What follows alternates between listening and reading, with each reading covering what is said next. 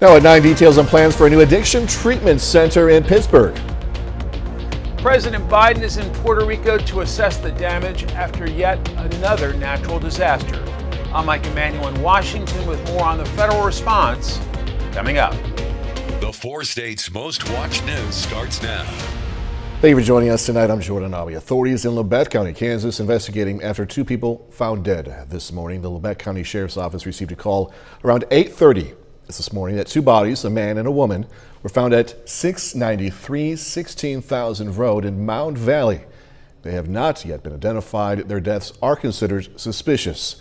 KBI has been called in to assist. A Craig County, Oklahoma man dead after a crash this morning.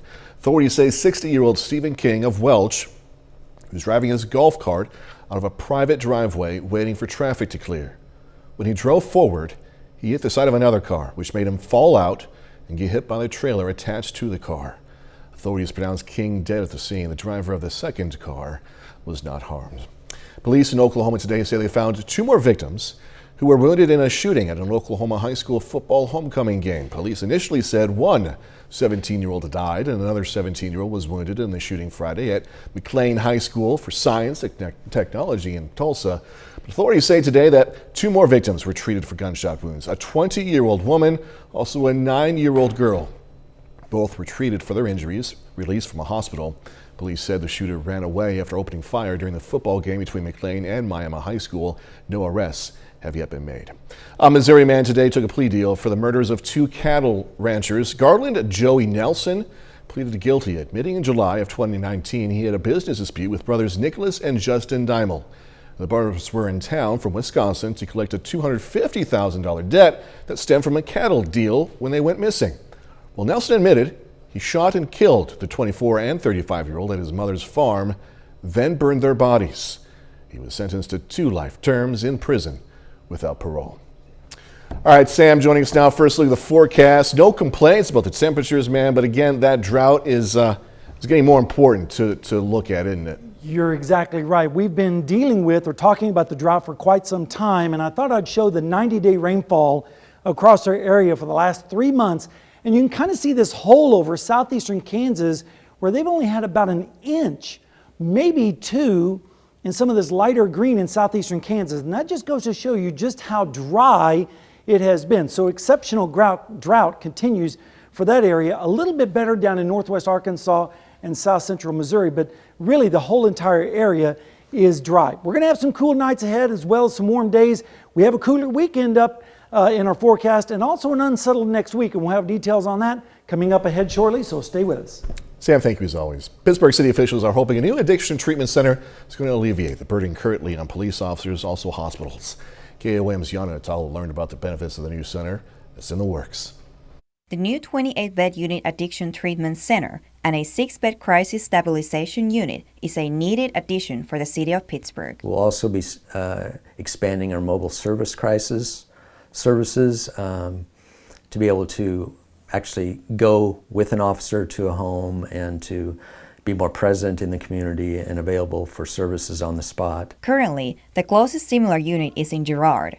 The 23 to 72-hour crisis stabilization unit will be a new concept for Pittsburgh and Crawford County. Psychiatric medication as well as case management type services and staff that will work with them getting back home and maybe back to their jobs and getting stabilized psychiatrically. The city manager of Pittsburgh says this new center will save a great amount of time and money as officers do not need to transfer people to other communities. If we do have somebody that needs this service and we have to transport them to their community, it's time away from Pittsburgh for our officers.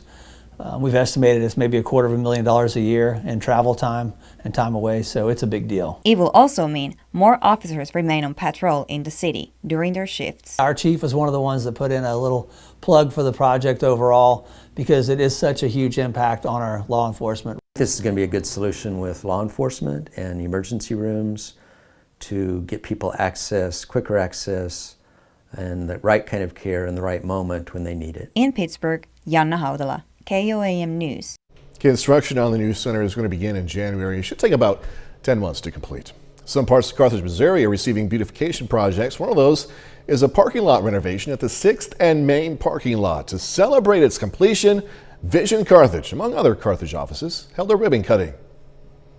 Is that parking is a challenge, and we actually are fortunate to have about 6 public parking lots that maybe are a well-kept secret. So we wanted to try to promote the parking lots, improve the parking lots, make people feel comfortable to park there, and so that was, kind of the idea behind this initiative. There are 5 other parking lots still being renovated. The Miaa Fire Department making sure people know how to prevent fires. Today they hosted a fire prevention show over at the KOAM Theater. It was a chance for residents to learn about smoke detectors, tips to prevent fires, and also how to properly extinguish fires.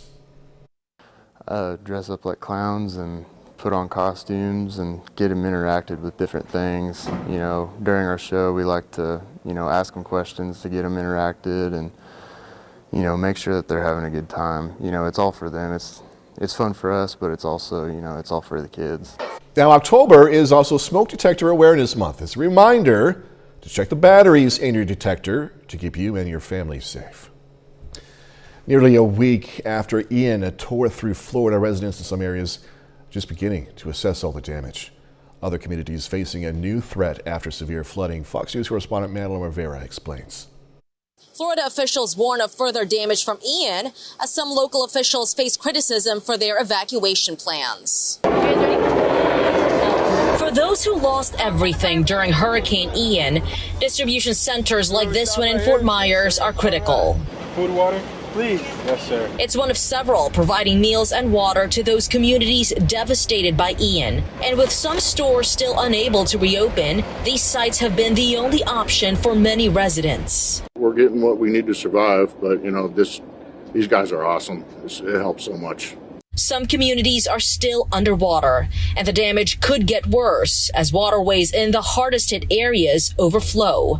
Rescue crews on barrier islands are racing to evacuate anyone left behind. You'll see engineer equipment, soldiers and airmen and support elements moving into those barrier islands to set up security, work with law enforcement. As the death toll rises, Lee County officials are facing questions about why they did not order evacuations until Tuesday, just 24 hours before Ian's landfall. Several neighboring counties issued their orders a day or two prior. Local leaders are defending their decision.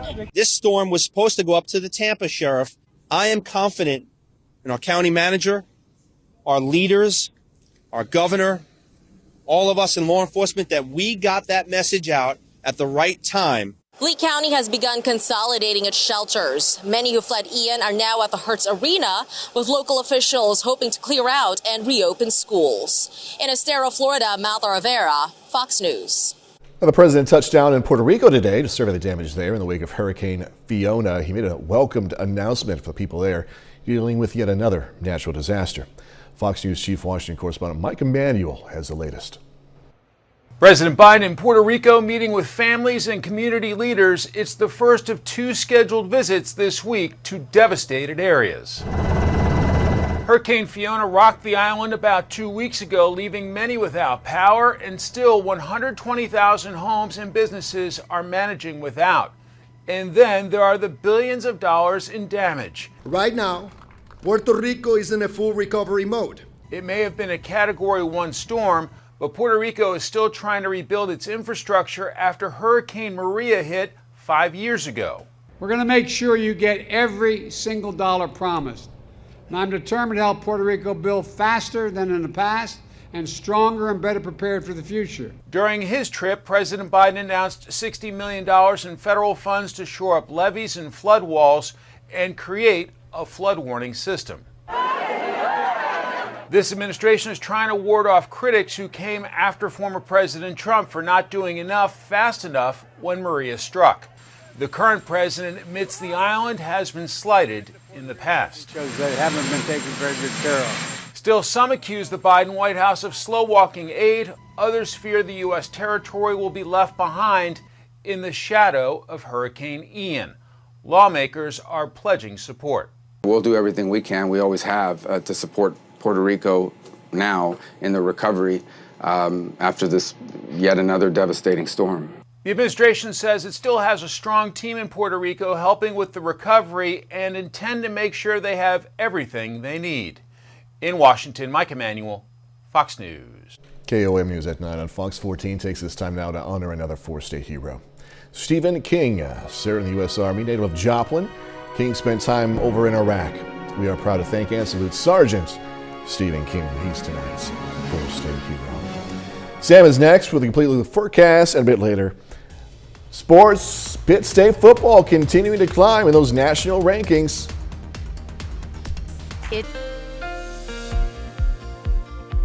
Well, friends, we had a great weekend across the area with lots of sunshine, low temperatures in the morning and warm afternoons and low humidity. It was just absolutely perfect.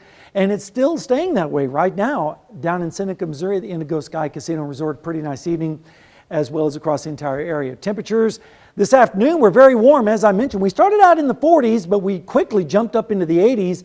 Highs this afternoon were in the mid-80s, even some upper 80s in Chanute with 87, 86 in Yates Center and Fredonia, 85 in Nowata and the Ville. A little bit cooler over in Monette and Cassville for our friends and folks there. They were only 79 this afternoon. And temperatures have now fallen down into the 60s across the area. Fredonia is still 71 and 70 up in Yates Center with a little bit of cloud cover up there. Right now, let's take a look at the weather almanac because we made it up to 85 today after starting out at that chilly 48. Still, we were below the records, thank goodness, 92 set back in 2006, and it can be as cold as freezing around here as it was back in 1987. So far for the month of October, already 3 days in, and we are above normal with 3 days above normal, and it's probably going to be that way for another few days. Radar is clear all across the area tonight. We're not expecting any precipitation, but look out to the west. There is a frontal system that's moving through the northern Rockies, and unfortunately this thing is taking its slow, sweet time, making it into the Plain States. We could see a sprinkle or two on Wednesday morning, but don't get your hopes up. Not everyone's going to see that, as most of the energy with that storm is going to go to the north. Temperatures, as I mentioned, right now are generally in the 60s. 74 in Chanute right now, 70 in Yates Center, 65 down in Grove. Currently, the dew points are also pretty low. Look at this, generally in the 40s across the area, even some 30s like a Chautauqua with 39. So that just goes to show you just how much dry air is in place. And we need more moisture before we start to get some rainfall along that frontal boundary. 61 right now in Joplin, feels like 61, dew point of 45, and the pressure is currently falling. One good thing is that the pollen count has been dropping. 5.2 today, 5.1 tomorrow, so at least we're getting some relief from the ragweed and the chenopod. Your forecast for tonight, we're expecting lows generally in the 50s across the area with maybe a few clouds floating by, but that's about it. Then tomorrow, a repeat of today with a little bit more cloudiness. These will be high clouds, generally low 80s across the area, 84 in Independence, 85 in the Ville, and 83 over there in Lamar. Then as we go into Wednesday morning, that's when we start to see maybe a sprinkle or two across the area. I think the model is overdoing this a little bit. Then the front drops down from the north and west. But like I said, it's not going to have much rain with it. There's not much moisture for it to work with highs generally in the lower 80s across the area. Then the frontal boundary moves through, and we start to see temperatures dropping just a little bit as we go into Thursday morning with lows in the mid-50s. But the cold air is mainly going to wait until Friday. In fact, here's a look at your next 7 days. 84 tomorrow, 83 Wednesday, 81 on Thursday. Finally, the cold air starts to move in here. Well, I wouldn't call it cold. Let's call it cool for Friday and Saturday. But then notice, Jordan, we start to see some rainfall occurring in there on Sunday and Monday. But again, not as much rain as we'd like, but at least it's a little bit of something. Yeah, those 60-some degrees Friday and Saturday. Yeah, it'd feel cool. Football weather for sure. Yeah, no doubt. Sam, we'll see you in a little bit. Thanks so much, man. All right, coming up, first day of the High Court's new term. It's the first day of the Supreme Court's new term with a history-making justice. I'm Skyler Henry outside the court with a look at the cases on the docket and how the conservative supermajority could sway opinions.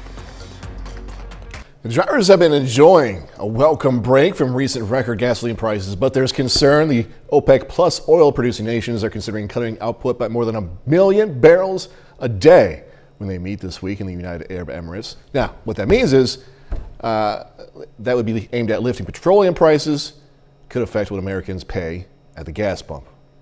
More. The Supreme Court's new term got underway this morning with its first black female justice, Ketanji Brown Jackson, participating in the arguments. Many observers expect the court's 6-3 conservative majority is going to continue to steer the country to the right after its decision to overturn Roe v. Wade. Skyler Henry reporting now from D.C. History was made as the Supreme Court's new term got underway this morning. Ketanji Brown Jackson became the first black woman on the bench since its beginning in 1789. Justice Jackson was an active participant in the first arguments, including in a case challenging the EPA's authority to regulate wetlands under the Clean Water Act. 404G is unenlightening as to the meaning of waters in the United All right, well, let me try to bring some enlightenment to it. Jackson was President Biden's choice to replace Stephen Breyer, who retired in the summer. Her appointment means the court has 4 female justices for the first time in the court's 233-year history. The question is, how much is she going to change the conversation? It's an old cliche, but the idea is every time there's a new justice, there's a new court. Many observers believe the Supreme Court's 6-3 conservative supermajority will continue to push the country further to the right, following last summer's decision to overturn Roe v. Wade. She's going to be writing a lot of dissents for a long time. There's no question about that. There's a 3-person liberal minority on this court. She's one of the 3 liberals. During this term, the court is going to hear cases involving several hot-button issues, such as voting rights. One case could result in state legislatures being granted near total control over elections, including those for federal offices. Also on the docket is a case revisiting race as a factor in college admissions. Another case involves a Colorado web designer who refuses to build websites for same-sex couples. Both cases could upend decades-old precedents and practices. All right, still ahead, pre-pandemic levels. Lumber prices falling so quickly it might make you say timber. I'm Grady Trimble with Fox Business. Coming up, what the lower prices for lumber mean for the housing market. That's next. Starting in October, it should be a little easier for food stamp recipients to buy groceries. Because of inflation, the U.S. Department of Agriculture is increasing monthly benefits by 12.5%. That amounts to an additional $104 for the average family of 4 each month. Nearly 41 million Americans count on those food stamps to buy groceries every month. The increase doesn't completely, though, make up for the rising cost of food. That's because grocery prices jumped more than 13% in August. Your new U.S. mail holiday rates have just started. U.S. Postal Service is now charging customers extra for the peak holiday mailing season in order to cover extra handling costs. USPS says price increases depend on how much package weighs and how long it's going to take to be delivered. Commercial priority mail packages now up 75 cents. Heavy packages and long-distance deliveries could see price hikes of up to $6.50. The price hikes are going to stay in effect until January 22nd. More signs of a housing slowdown nationally, in a way. Lumber prices falling back to pre-COVID levels, pointing to a sharp drop in construction. Fox Business correspondent Grady Trimble is over in Chicago with what this could mean for the whole housing market. Lumber was one of the first commodities to surge in price in the summer of 2020, and then a lot of the other commodities followed, and now it seems lumber is an indicator in the other direction. Now we're seeing lumber prices falling 70% from their peak in March, which of course is when the Fed started raising interest rates. Mortgage rates go up, home building and home buying go down. John Kalabich, the owner here at Acme Lumber, you've seen this firsthand. In terms of when customers come in to buy lumber, before they were doing renovations on their homes, building patios and decks, building new homes, now what are they doing? Well, they're basically just doing the essentials of what they need to do. They're just finishing off things before winter, roofs, and those type of items so that they can sustain themselves. I mentioned the Fed rate hikes. That's caused mortgage rates to increase as well. You've said that every time the Fed increases interest rates, you see fewer and fewer customers. Well, yes, because there's definitely been a slowdown because people can't afford the higher interest rates, so they can't start those projects that they want to. And we know that permits for future home building have fallen about 10% in August. What that means is that builders who might have had backlogged projects because commodities like lumber and others were so hard to get their hands on, that's not so much of an issue anymore, and now they're able to buy it at a more affordable price. So that is the small piece of good news from this story. In Chicago, Grady Trimble, Fox Business. Up next, how a turtle species is gaining ground in an effort to come back from near extinction. Cool zoo, San Diego Zoo. If you have an opportunity, go there. Now home to a rare and endangered species of turtles, zoo officials announced the arrival of 41 tiny Indian narrow-headed soft-shell turtle hatchlings. Big day has come a long time in planning. For 2 decades, Conservationists from the San Diego Wildlife Alliance have been closely monitoring 3 adult turtles for any indications of breeding. It's such a slow process because turtles can take close to 10 years to reach sexual maturity. Then over the summer, 2 nests were found that contained 41 eggs. All of them hatched. The organization says the hatching's arrival makes the Alliance the first accredited conservation entity in North America to hatch these endangered turtles. It's good news, right? A Florida family stumped after a mystery critter washed up in their yard during Hurricane Ian. I'd say, good look at that, all right? It was kind of freaky, I guess. Chris White recorded a fish-like animal swimming through his flooded yard in Melbourne. Other fish and wildlife have been reportedly washing up in neighborhoods after heavy rain left areas of central Florida flooded, right? You never know what's in those remote areas of Florida. Chris isn't sure, but he thinks the creature is a type of salamander. White believes it may be someone's pet. Plans to post the video to Facebook to hopefully find an owner. Now, 2 things. We probably already know what that thing is, we meaning them. But hey, you know, people like a good mystery, right? Secondly, boys will be boys, right? You see how close those boys were, their feet, to playing with this thing, and they didn't know what this thing was. Boys will be boys. I have 2 boys. One of them would have been like, Dad, don't even look at that thing. Don't even look at it. My other boy would have been like, yeah, I just got bit by something I know nothing about. That's cool. I love them both, though. 30 more minutes, news, weather, and sports coming away. Kansas Supreme Court came to Parsons High School tonight to hear cases. The Ukrainian military is now attacking territory annexed by Russia despite Putin's nuclear threats. I'm Trey Yingst in Kyiv. I've got the details coming up. Kansas Supreme Court traveled from Topeka, Kansas, obviously the capital, for arguments in 2 cases at Parsons High School. One case follows a man convicted of violating the Kansas Offender Registration Act. The other case involved a man convicted of aggravated kidnapping, aggravated assault with a deadly weapon, and several other charges.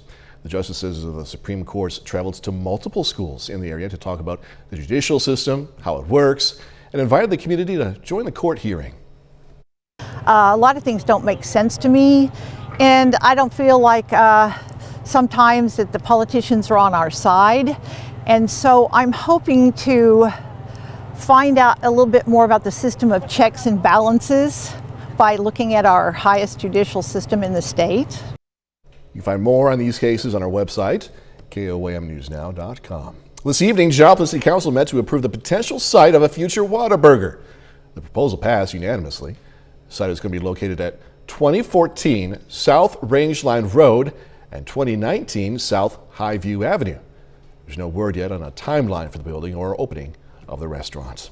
MyPillow founder Mike Lindell losing a bid to have a lawsuit that was filed against him thrown out. Today, the Supreme Court ruled Lindell must face a $1.3 billion legal action that was filed by Dominion Voting Systems. The company is accusing Lindell of defamation for promoting false claims that its voting machines rigged the 2020 presidential election. Lindell is facing he's a strong ally of former President Trump, who's still claiming himself he lost the election almost 2 years ago due to voting fraud.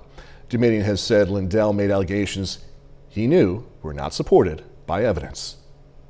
Hilton is teaming up with Peloton. By the end of this year, Hilton hotel guests across the U.S. are going to be able to get their workout in a Peloton bike. 5,400 Hilton-branded hotels in the U.S. will feature at least one Peloton bike in their fitness centers. Hilton honors members who are first-time Peloton users going to receive a free 90-day trial to the Fitness Giants app. That offer is going to be available through January 1st. The international community is increasingly shrugging off Vladimir Putin's nuclear threat as Ukrainian troops make major advances in the east and south. Fox News correspondent Trey Yingst has more now from Ukraine. The Ukrainian military still pounding Russian forces in the east as their counteroffensive rolls on. The Ukrainian flag is now flying once again in Limon, a key strategic hub that had been used by the Russians to move troops and personnel to the front lines. That city, along with 15% of Ukraine's territory, was annexed by Vladimir Putin on Friday. But that's not stopping Ukrainian troops from retaking towns and cities Moscow now says are part of Russia. Look at the gains that Ukraine has made on the eastern side. That was a major logistics hub for Russia. And the idea that they took that back, Putin knows he's in trouble. Those battlefield losses have Russia once again raising the possibility of a nuclear strike. A key Putin ally now urging the president to to use low-yield nukes to stop the Ukrainian advance. But most experts say that's an unrealistic threat because Putin knows it won't work. The fact is Ukrainians are not going to surrender under any circumstances. Right. And Russian forces can't fight on a nuclear-radiated battlefield. Right. Meanwhile, the Russian military is still facing a severe manpower shortage. The 300,000 troops mobilized last month still haven't made it to the front lines. And now there are reports that Moscow is planning to draft civilians in the occupied territories. In search of men aged 18 to 35, occupiers started coming to people's homes in Kherson and other towns. Their main goal is to conduct a census of adult men. Officials here say Russia has sealed off all routes in and out of occupied territory, preventing civilians from leaving. In Kyiv, Trey Yingst, Fox News. A bit later, Uncle Sam says pay up. That's right. Federal regulators go after Kim Kardashian for her Instagram posts. I'm Lauren Simonetti in New York, and I'll have the details on what landed the reality TV star in hot water coming up.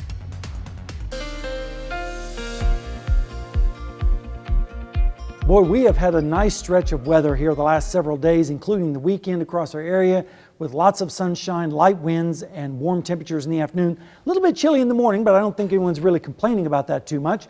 Right now in Indigo Sky Casino and Resort down in Seneca, Missouri, pretty nice shot there. Looks pretty good. And let's take a look at the Almanac today. We were up to 85 in Joplin, starting out at a cool 48. That's a little bit above normal on the high and a little bit below normal on the low. And of course, the record's 92 and 32 several years ago. All right, let's take a look at the month so far. We've had 3 days so far this month, and all of them have been above normal on temperatures. Hopefully, we won't see the same trend continue like we saw in September, which ended up being around the 12th or 13th hottest September in Joplin history. Radar is clear right now, just picking up a little bit of moisture out there. I wish the moisture was falling out of the sky, but unfortunately that's occurring way back into the Rockies with this next storm system that's moving into the northern plains. Gonna basically sideswipe us a little bit. It is gonna drag a front through here, but not much moisture to work with, so it looks like most of the front is gonna remain dry. Speaking of dry, look at the rainfall departure over the last 90 days.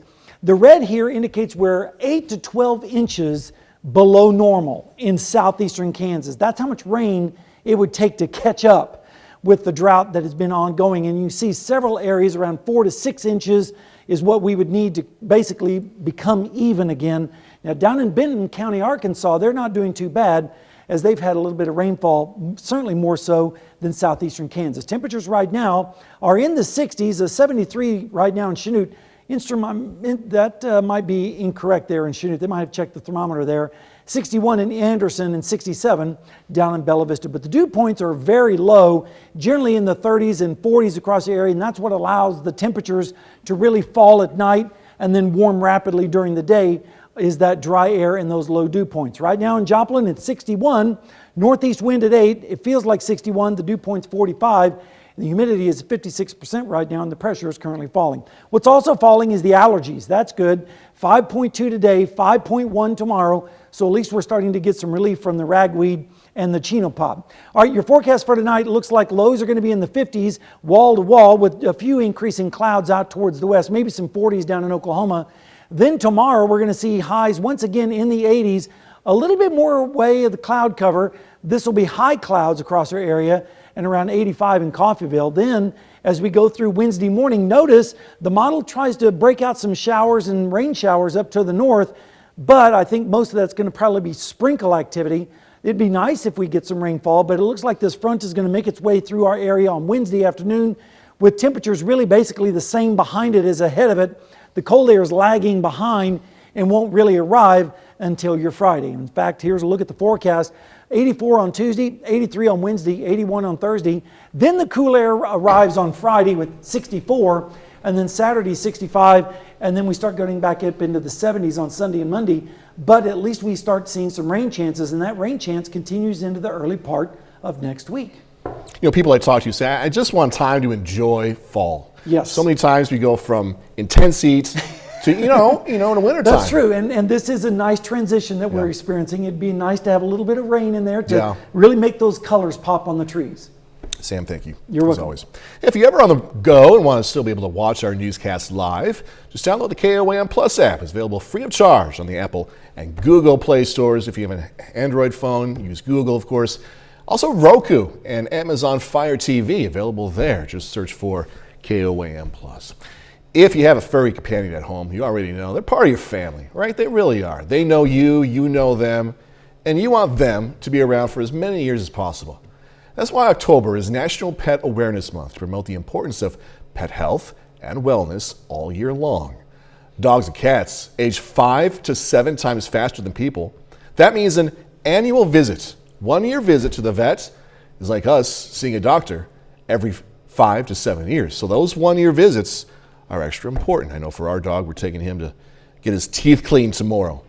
He doesn't like it, but you got to do it, right? You got to do it. Coming up in sports, Pitt State football continues to climb the national rankings. Plus, McDonald County is on the road today facing district opponent Webb City. Those highlights and more next. Get ready. The McDonald County Mustangs are back in action today on the road facing the Webb City Cardinals. The Mustangs are 15-7 this season and have won 3 of their last 4 games. Top of the third, Nevaeh Dodson crushes the pitch over the wall in center field. Solo home run gives McDonald County a 1-0 lead. Mustangs add to it in the 5th. J.C. Franken hits it deep to right for an RBI double. Then pitch gets away. That allows Carly Cooper to come home. Dodson strikes out 12, and McDonald County picks up the road win 3-1. Pitt State football cracked the top 25 after its Week 2 win over Nebraska Kearney, and the Gorillas have been climbing the national rankings every week since then. Pitt State makes another jump this week, moving from 10 to number 7. Northwest Missouri also improves, coming in at 9. That sets up a huge top 10 matchup for this Saturday when the Gorillas put their undefeated record on the line hosting the Bearcats. The only other MIAA school in the rankings this week is Nebraska Kearney at 24. Missouri Southern's Nick Williams is named the MIAA Special Teams Athlete of the Week. It's the second time the Lions kicker has earned the honor this season. Williams went 3 for 3 in field goals on Saturday against the Gorillas, including this one right here, a career-best 52-yarder. This week's Performance of the Week goes to the Frontenac Raiders for their big win over Columbus on Friday. The Raiders beat the Titans in Columbus 35-8. Now those 35 points scored is a season high for Frontenac. They also forced 4 turnovers in the game. The win lifts the Raiders over 500. They're now 3-2 on the season. We've struggled on offense this year, and we've struggled to run the ball consistently, and in that first half we were pretty consistent. We're best when we're running the ball, we're balanced, and we can hit some big plays in the passing game. So our protection was tremendous, our running game was strong, and Cal hit some big plays in the passing game. It's just a good thing that our kids can go on the road and win in any atmosphere, and it's going to take that in some big games coming forward. That's a look at sports. We'll be right back. California researchers have found a link between inflammation and cognitive problems in older breast cancer survivors. The study, involving hundreds of breast cancer survivors over the age of 60, found those with cognitive issues also had higher levels of an inflammation marker in their blood known as CRP. Typically, doctors check CRP levels to determine risk for heart disease. A new study finds eating refined grains is associated with an increased risk of developing heart disease in middle age. Conversely, eating whole grains reduced the risk of premature heart disease. Reality TV star Kim Kardashian forced to pay a huge fine over an Instagram post. Fox Business Network's Lawrence Simonetti has more now from New York. Kim Kardashian in hot water with the SEC. Federal regulators fining the reality TV star for failing to disclose that she was paid $250,000 to post about EMAX tokens on her Instagram feed. The token is a crypto asset offered by Ethereum Max. Kardashian posted about it last year with the hashtag ad. SEC Chair Gary Gensler says that hashtag wasn't enough to shield her from violating securities laws. If you're advertising perfume or you're advertising vacation homes or anything else on the internet, there are various laws related to that. But these are the securities laws that you have to disclose, not only that you're getting paid, but the amount, nature of it. Kardashian has agreed to pay $1.26 million and cannot promote crypto securities for 3 years. She will also continue cooperating with the SEC's ongoing investigation.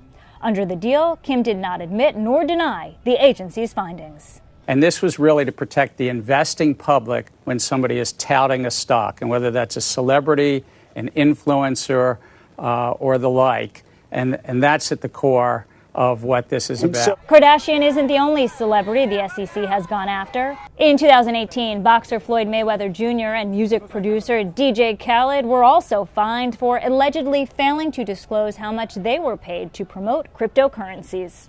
In a statement, Kim Kardashian's lawyers say she is happy to have this issue resolved, as the agreement will allow her to move forward with her different business pursuits. In New York, I'm Lauren Simonetti, Fox News. Coming up, going to get a rundown of what's coming up this week right here on Fox 14. Dramas, comedies, cooking competitions, and Lego creations. Here's a look at what's coming up on the lineup this week with Fox's Ashley Dvorkin. It's a week of all new episodes on hit Fox series. Here's what's hot on Fox.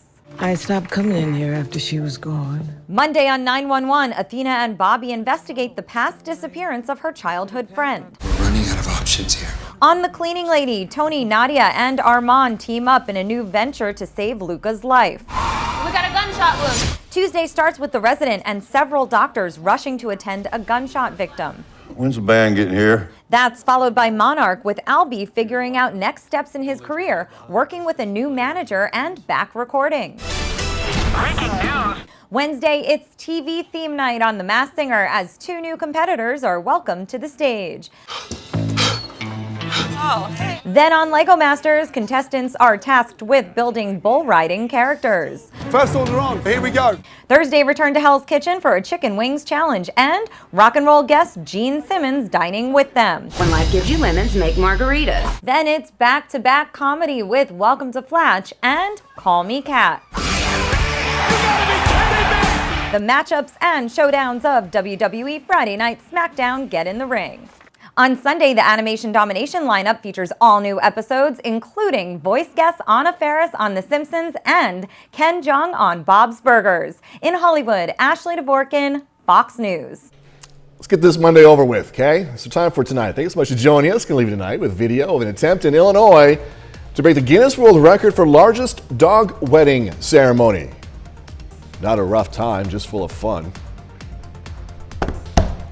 Do this all again tomorrow. I'll see you then.